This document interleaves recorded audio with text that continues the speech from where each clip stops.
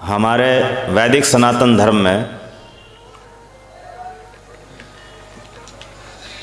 जितनी भी नदियां हैं, उन नदियों की जो अधिष्ठात्री देवियां हैं वो स्त्री स्वरूपा ही हैं। जितने भी पर्वत हैं वो पुरुष स्वरूप ही हैं। जितने भी ग्रह हैं वे यद्यपि एक प्रकार के लोक हैं, प्लानेट हैं, किंतु फिर भी उनके अधिष्ठात्री देव वो देव स्वरूप हैं, आकृतिवान हैं, आकारवान हैं।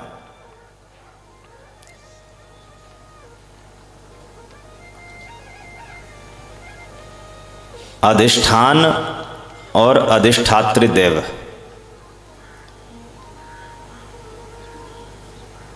इन दोनों को समझे बिना हम वैदिक सनातन धर्म के देवी देवताओं के बारे में नहीं समझ सकते। जैसे तुलसी जी हैं, तो तुलसी का जो पौधा है ये है अधिष्ठान तुलसी, और इसके भीतर जो वास करती हैं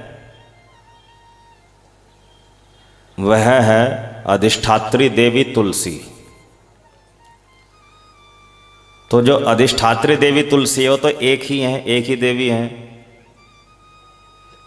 किंतु जहां जहां पर भी तुलसी का पौधा होगा सब जगह वो वास करेगी। तो अधिष्ठान को भी तुलसी कहा गया, अधिष्ठात्री देवी को भी तुलसी कहा गया। जैसे सूर्यलोक है तो ये तो एक प्लानेट है,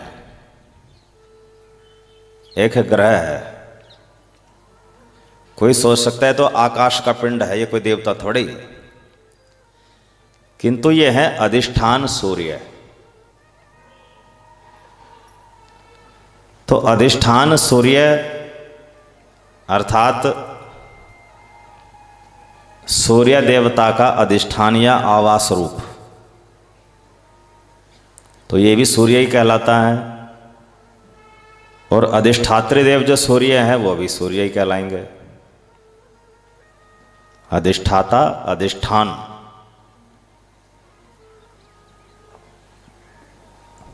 तो जो अधिष्ठाता है और अधिष्ठान है दोनों एक ही नाम से जाने जाते हैं। ऐसे ही गिरिराज अधिष्ठान और गिरिराज अधिष्ठाता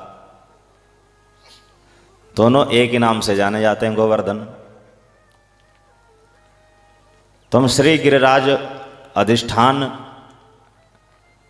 जो एक पर्वत के रूप में है, परिक्रमा तो उनकी करते हैं, पूजा भी उन्हीं की होती है, किंतु उसे स्वीकार करते हैं अधिष्ठाता गोवर्धन, जो दिव्य रूप है, रागात्मिका परिकर है, देवता रूप है। अब ये देवता भी दो प्रकार के होते हैं, एक अनित्य देव और दूसरे नित्य देव।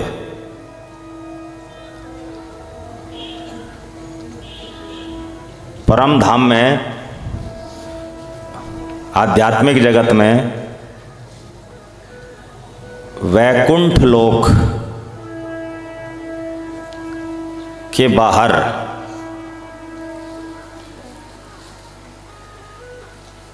वैकुंठ लोक के चारों तरफ भिन्न भिन्न प्रकार के देवताओं की स्थिति है। अब आध्यात्मिक जगत में देवता कहाँ से आ गए? तो आध्यात्मिक जगत में भी देवता हैं। श्री गोपाल तापनी उपनिषद में बताया गया है कि गोलोक धाम के बाहर जो चारों तरफ का क्षेत्र है उसमें भी देवताओं की स्थिति है। तो वे सब नित्य देव कहलाते हैं। नित्य देव, सनातन देव, जो अजर अमर अजन्मा अविनाशी है। और स्वर्ग में रहने वाले जो देवता हैं, ब्रह्मांड में रहने वाले जो देवता, वो है अनित्य देव। तो गिरिराज जी नित्य देव हैं, तुलसी देवी नित्य देवी हैं। हरे कृष्ण कृष्ण कृष्ण हरे हरे, हरे राम राम राम हरे हरे। कई बार जो लोग पुराणों को नहीं मानते, क्योंकि पुराणों में ही वेदों की व्याख्या है। पुराण तो पांचवा वेद स्वरूप है, पंचम वेद स्वरूप है। तो जो पुराणों को नहीं मानते, ऐसे तथाकथित वेदवादी लोग क्या कहते हैं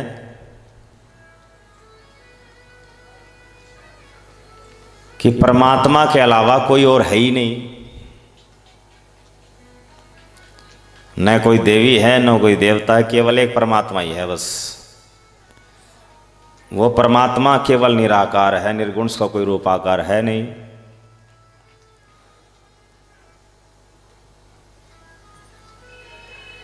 तो आकारवान देवताओं को वे नहीं मानते। यद्यपि वेदों में देवताओं का उल्लेख है, सब देवताओं का, जितने महत्वपूर्ण देवता है, किंतु वे कहते हैं कि ये तो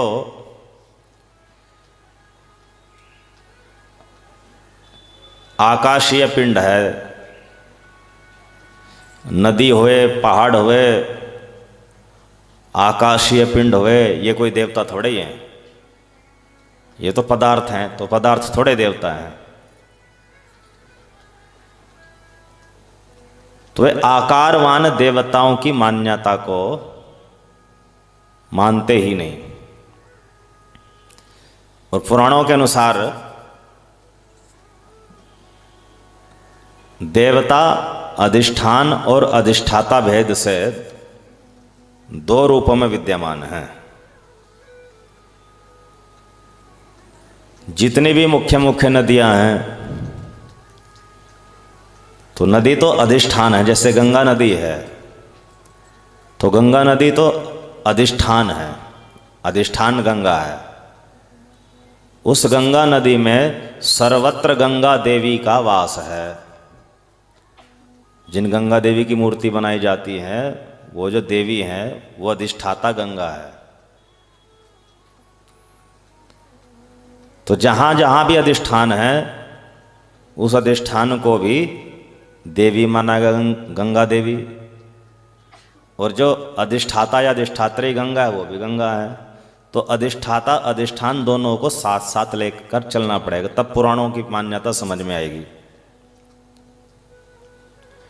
कई बार लोग कहते हैं कि हिंदू धर्म में केवल 33 देवता हैं, 33 करोड़ है ही नहीं। है तो वेद व्यास जी ने उनके नाम क्यों नहीं लिखे? देखिए, अगर वेद व्यास जी 33 करोड़ देवताओं के नाम लिखने लगते तो एक श्लोक में 8 नाम आएंगे। तो 32 करोड़ देवताओं के नाम में ही 4 करोड़ श्लोक भरेंगे। तो लगभग 4 करोड़ अगर वेद व्यास जी श्लोक लिखने लगते हैं, तो पूरे जीवन में भी कोई इनका नाम इतने बड़े ग्रंथ पढ़ ना पाता।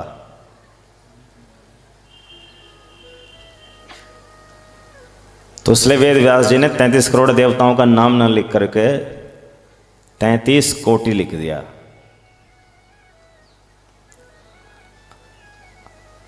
अब कुछ लोग कहते कि नहीं नहीं, कोटि का मतलब तो प्रकार है, 33 करोड़ नहीं, प्रकार है। चलो बताइए आप कौन कौन से प्रकार के देवता हैं 33? तो गिनवाएंगे। 12 तो आदित्य हैं, 11 रुद्र हैं, 8 वसु हैं, 2 अश्वनी कुमार है। बोले हो गए 33 कोटि। ये 33 कोटि नहीं हुए, 4 कोटि हुए। कोटि का अर्थ अगर प्रकार है तो 4 ही कोटि हुए ना, आदित्य, रुद्र, वसु और अश्वनी कुमार। तो 29 कोटि और पूरे करो। नहीं कर सकते।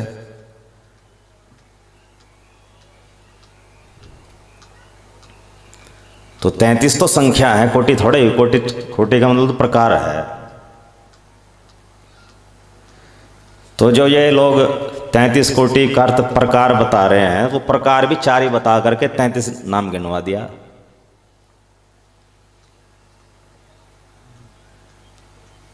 तो यदि वे जैसे ये 4 कोटि बताए, 29 कोटि और पूरे कर दें,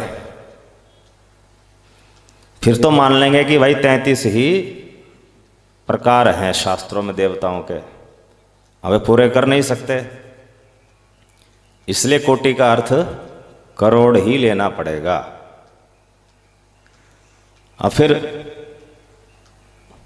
उनकी चुनौती है कि बताओ, गिन के दिखाओ 33 करोड़ देवता। देखिए, देवताओं को गिनने की जहां तक बात है वो तो असंभव है, किंतु हां 33 करोड़ नहीं, 33 से भी ज्यादा करोड़ देवता जो गिनने वाला है तो गिन ले, हम बता देंगे कहां है।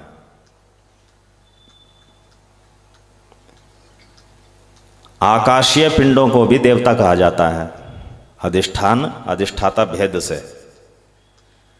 तो सूर्य चंद्रमा जब आकाशीय पिंड है, उनको सूर्यदेव चंद्रदेव कहते हैं।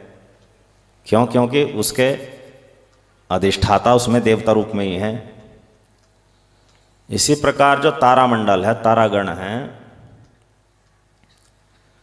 तो तारे भी तो अधिष्ठान हैं, तो उनके अधिष्ठाता वो भी देव हैं। अब तारों को गिन लो। गिनने का डिपार्टमेंट उनका जो नाम पूछ रहे हैं, हमने बता दिया कि वो है 33 करोड़ देवता, गिनो। अब 33 करोड़ देवता इन तारों को मिलाकर के पूरे होंगे।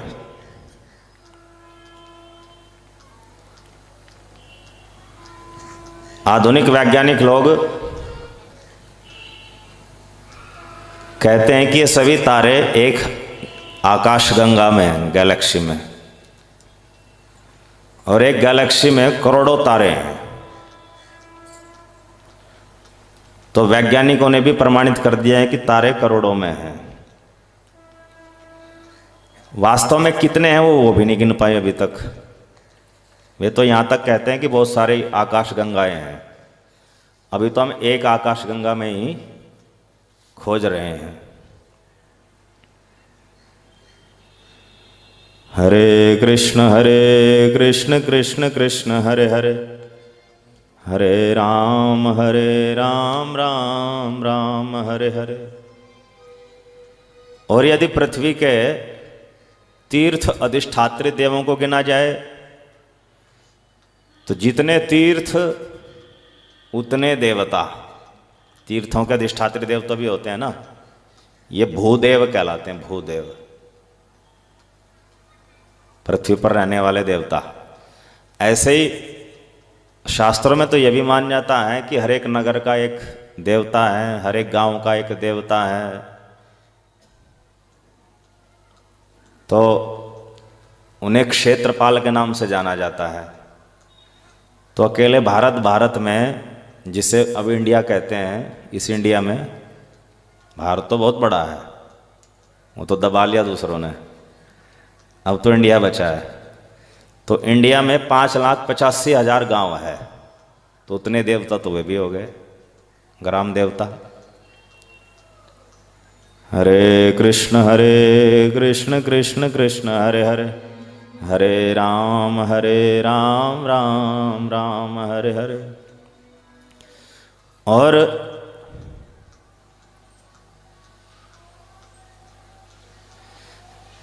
शास्त्रों के अनुसार पूरे ब्रह्मांड में 68 करोड़ तीर्थ हैं। देवता तो 33 करोड़ ही बताए गए, तीर्थ बताए गए 68 करोड़। अब 68 करोड़ तीर्थों के अधिष्ठात्री देव भी 68 करोड़ ही होंगे, तो अगर उनको भी मिलाए तो फिर तो 33 करोड़ की संख्या छोटी पड़ गई। ये तो बहुत ज्यादा है। एक प्रश्न उठ सकता है, क्या देवताओं की जनसंख्या घटती बढ़ती नहीं?